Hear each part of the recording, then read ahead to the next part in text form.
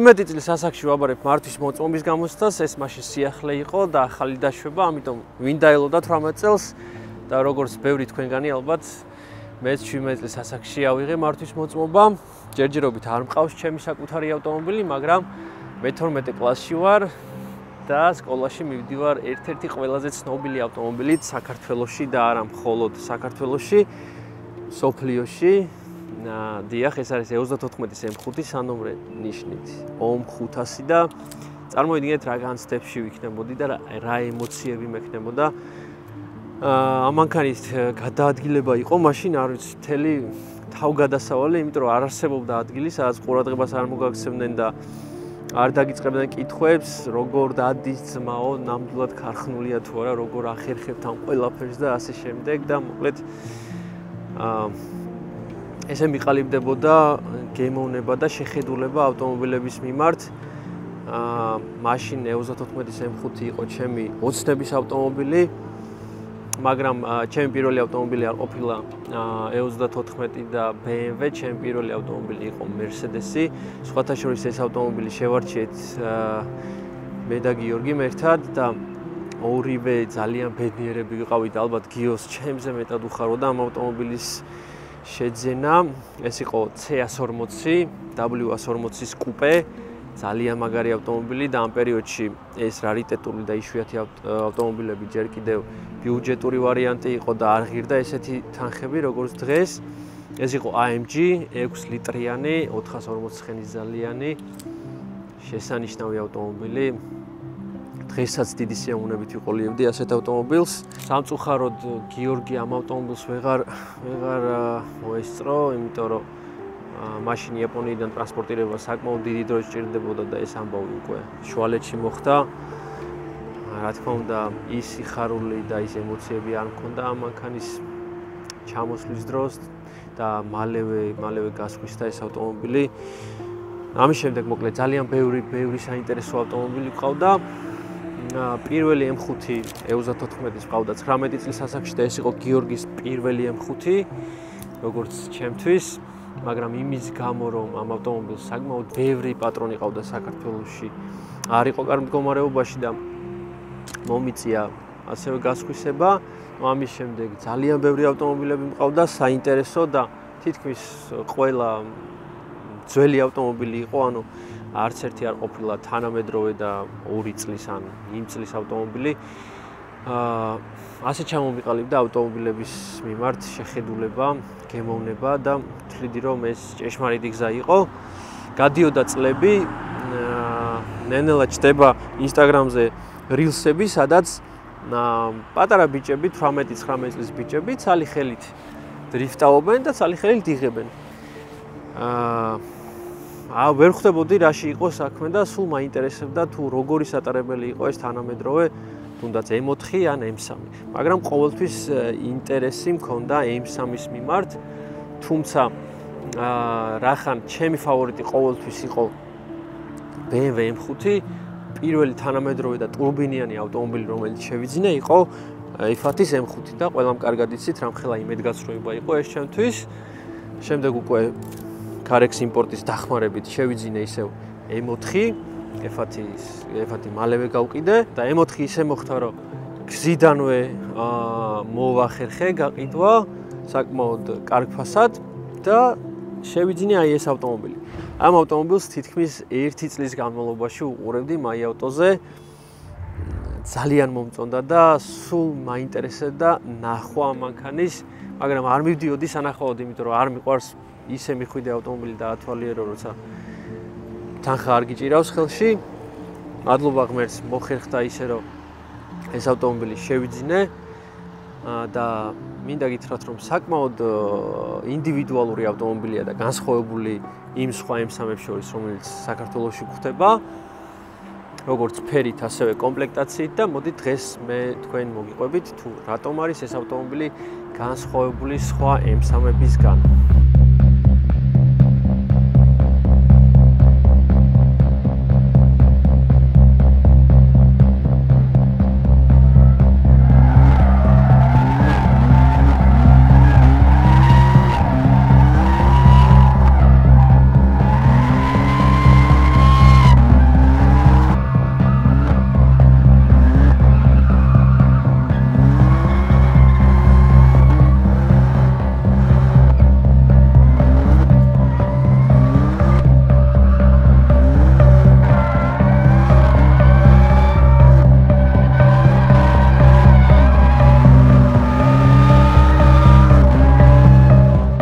რატომ არის ეს ავტომობილი განსხვავებული და ინდივიდუალური სხვა M3-ებისგან? პირველ რიგში, იმიტომ რომ ამ ავტომობილის ფერი არის ინდივიდუალურად არჩეული და საკმაოდ იშვიათი ფერი.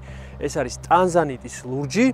ძალიან დამაინტერესა ამ ფერის სახელწოდებამ და თურმე ეს ყოფილა ერთ-ერთი მინერალის ფერი, რომელიც აღმოჩენილია მხოლოდ და მხოლოდ ტანზანიაში. ჩემი საყვარელი ფერები ზოგადად M3-შიც და M4-შიც არის ცისფერი ფერი და სტაფილოსფერი, საკირ ორინჯია მე მგონი, სტაფილოსფერი და ცისფერი არ მახსოვს, რომ ვისაც გახსოვთ დაწერეთ კომენტარებში ეს ფერი. 2017-ში ამ ავტომობილის პირველი მფლობელის ამოცანა იყო შეეკვეთა მაქსიმალურად Suzuki M3 და ჩემი აზრით ეს ძალიან კარგად გამოუვიდა, იმიტომ რომ ფიქრობ რომ ეს ავტომობილი BMW M3 CS-ზე უფრო მსუბუქია, იმიტომ რომ აქ არ გვაქვს საერთოდ არაფერი. კომპლექტაციაში სრული სიღარიბეა, არ გვაქვს 360-იანი კამერა, არ გვაქვს პარკინგები, არ გვაქვს მაშუქების კერხერები, ფარდებზე, უკანა გათბობაზე ჰედაფიც არ გვაქვს ამ ავტომობილში და ჩემი აზრით ნამდვილი M3 ზუსტად ასეთი უნდა იყოს და ამიტომაც გავაკეთე ასეთი არჩევანი, არასდროს M-ებში არ ვანიჭებ უპირატესობას კომპლექტაციას და არც competition-ს. თუმცა competition-სა და ჩვეულებრივ M3-ს შორის ბევრი განსხვავებაა, მაგრამ არა იმდენი, რომ რაღაც მოგეწონოს ავტომობილი და იმის გამო არ შეიძინო, რომ არა competition-ია. რაც შეეხება ამ ავტომობილის მდგომარეობას, იდეალურ მდგომარეობაშია როგორც ტექნიკურად, ასევე ვიზუალურად. პატარა დეფექტები აქვს, მაგალითად, კარბონის ჭერია გაფუჭებული, კარგი პოლირება სჭირდება და რისკის ზონებში დამცავის დაკვრა, იმიტომ რომ ეს არის ჩემი ყოველდღიური ავტომობილი და არ მინდა ყოველდღიურად ის ზონები დაზიანდეს, რომელზეც კენჭი ხდება, რავი, 1000 რამე. რაც შეეხება მექანიკას, რატო გავაკეთე ისევ არჩევანი მექანიკაზე? როცა F1 მყავდა, რაღაცნაირად მივხვდი, რომ მექანიკით ისევ ვეღარ დავდიოდი, როგორც ადრე და ჩემი თავისთვის გამოწვევასავით იყო ისევ მექანიკის შეძენა და ყოველდღე ვხვდები, რომ უფრო და უფრო ვიხსენებ მექანიკის სიარულს და ზუსტად ამიტომაც გავაკეთე ეს არჩევანი. რაც შეეხება ვიზუალურ მდგომარეობას, ერთ-ერთი რაც შევცვალე ამ ავტომობილზე, მოვხსენი დამუქება და დავაყენე ერთ-ერთი ყველაზე მსუბუქი დისკი, რაც ქარხნულ M3-ს მოყვება. ეს არის 18-იანები. ძალიან ბევრ ადამიანს ეს დისკები არ მოეწონა, მაგრამ მე ძალიან მომწონს. ერთ-ერთი, რასაც შევცვლიდი, არის თვითონ დისკის ფერი, საკმაოდ უხარისხოდ შემიღებს და სრულიად სხვა ფერია ქარხნულთან შედარებით. ესეთი საინტერესო რაღაც მოყვა ამ ავტომობილს, ეს არის შესყიდვის ფურცელი, ან price list-ია ქარხნიდან. ესე იგი შემოთავაზებული ქარხნული, სრულიად ქარხნული M3-ის ფასი იყო $75,500 და რაში აქვს ამ ავტომობილის პირველ მფლობელს თანხა გადახდილი, ანუ რა კომპლექტაციებში დამატებით. ფერში აქვს $1950 გადახდილი. ამ ავტომობილს ქარხნულად მოყვებოდა 19-იანი 427 სტილის დისკები და არჩეული აქვს შავი ფერის და ამაში აქვს $1200 გადახდილი. ბლეკინე, ანუ წინა შავ გრილში აქვს $430. სხვადასხვა არა competition M3-ებს ქარხნულად წინ ქრომირებული გრილი მოყვება და პატრონმა ადგა და არა competition-ში უბრალოდ აირჩია შავი გრილი. მე ავდექი და ისევ ქრომირებული დავაყენე. კარბონის სარკის ხუფებში აქვს გადახდილი დამატებით $1080 და $995 აქვს უბრალოდ იმაში გადახდილი, რომ ეს ავტომობილი მიიყვანათ დანიშნულების ადგილამდე. ჯამში $71,155-ია ამ ავტომობილში გადახდილი 2017 წელს. ზუსტად ასეთი წარმომედგინა ჩემი M3, სრულიად ქარხნული და ძალიან მინდოდა ზუსტად აი ეს დისკები მქონოდა ამ ავტომობილზე. ეს არის ჩემი აზრით ყველაზე ლამაზი დისკი და ყველაზე პრაქტიკული და ყველაზე მსუბუქი 513 სტილი, რომელიც საკმაოდ ისეთი იშვიათი დისკია და საკმაოდ ძვირფასი გახდა უკვე დღეს. ქრომირებული გრილი, ერთ-ერთი ვიზუალს, რაც ამ ავტომობილში აფუჭებს, არის ეს ამერიკული დამატებითი ამრეკლი, მაგრამ არ მინდა ამის გამო ბამპერის დაშლა, იმიტომ რომ საქართველოს სერვისებში გამორიცხულია ერთი რაღაც გაგიკეთონ და მეორე არ გაგიფუჭონ, ამიტომ ჯერჯერობით ასე დავტოვებ. ერთადერთი შეიძლება დავაკრა გამჭვირვალე უფრო მუქი ფერის ფირი და ესე უკვე აღარ იყვირებს. ყველაფერი მაკმაყოფილებს და რაღაცნაირად ამ ავტომობილის ვიზუალს ის ძველი ავტომობილების ვაიბი მოაქვს ამ მაღალ პროფილიან საბურავებს. რა მოგწონს M3? ამ მაღალ პროფილიან საბურავებს რაღაცნაირი ვიზუალი აქვს რა. აი სასიამოვნო. მე პირადად ძალიან მომწონს. ახლა ვიღაცისთვის პადუესკა ის სპოილერი და რაღაცეები მისაღებია. ანუ ჩემთვის ესეთი ვიზუალი უფრო მისაღებია და ესეთი უფრო მომწონს ეს ავტომობილი. ხმაც ძალიან მომწონს ამ ავტომობილის, რაღაცნაირად ძველი M5-ის ხმას მომსგავსებდა ძალიან სასიამოვნო. რაც შეეხება ამ ავტომობილის ძრავს, მოდი გადავიდეთ ძრავზე. აგიხდით? რაც შეეხება S55-ის გამძლეობას და ძრავს ზოგადად, ჯერჯერობით არ მაქვს ამის გამოცდილება, სულ რაღაც 1000 კილომეტრი მექნება ამ ავტომობილით გავლილი და ყიდვისთანავე შევცვალე ზეთი ჯერჯერობით არ დაუმატებია. ტრეკზე თითქმის ორჯერ ვიყავი ამ ავტომობილით და ისეთი პრობლემა არ შემქმნია არაფერზე, თუმცა ვიცი რომ ამ ძრავს ჭირდება ჩარევა. მაგალითად, წყობიდან გამოდის ტურბინის გაგრილების კულერი და აქვს ქარხნიდან საკმაოდ გაუთვლელი შემადგენლობა თვითონ კალენვალის, ანუ ბოლო ნაწილი ისეა გაკეთებული, რომ დაუნშიფტების დროს და მაგალითად, როდესაც ყავთ მექანიკური გადაცემათა კოლოფით, უფრო მეტი შანსია, რომ ეს დაგიზიანდეთ და ესეთი ჩარევები ჭირდება არა მხოლოდ ძრავში, მაგალითად უკანა ბალკის ხიდის რეზინებსაც ჭირდება შეცვლა, იმიტომ რომ რო წამოვიყვანე, ხმა არ ქონდა და რამოდენიმე გადართვის შემდეგ უკვე პატარა დარტყმასავით გაუჩნდა, მაგრამ რას ვიზავთ, მთავარია ხიდი არ მოგძვრება, როგორც მაგალითად E46-ის M3-ზე თუ გახსოვთ, ხიდის ადგილებში მანქანის თვითონ ძარა მთლიანად იხსნებოდა და ზიანდებოდა და ჭირდებოდა ამ ყველაფერს დასვარკება და გაძლიერება.